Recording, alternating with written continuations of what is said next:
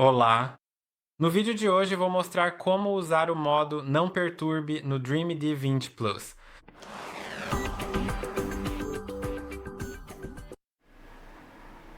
Para usar o modo Não Perturbe, clique nos 3 pontos no canto superior direito e vá em Mais Funções. Selecione Não Perturbe. Por padrão, ele já está ativado diariamente das 22 às 8. Você pode clicar para ajustar o horário. Também posso desativar o agendamento, o que significa que ele fica basicamente desligado.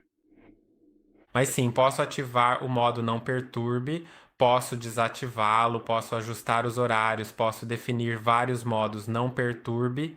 Então, digamos que eu queira à noite, mas digamos que eu também trabalhe em casa. Então, para organizarmos melhor a nossa agenda, vamos definir o horário de início às 10 horas da manhã e estender a nossa atividade até às 4 horas da tarde, garantindo que tenhamos tempo suficiente para cobrir todos os pontos necessários. Então vamos salvar e agora ambos estão ativados. E nesses horários, ele não retomará a limpeza automaticamente. Então se ele terminar, se ele for carregar durante a limpeza, e então o modo não perturbe começar, ele não irá retomar.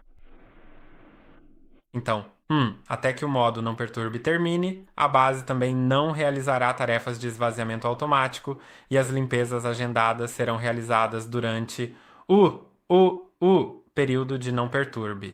Então, certifique-se de que sua programação também esteja ajustada para que ele não faça as limpezas agendadas durante o não perturbe, porque o não perturbe não desativa as programações.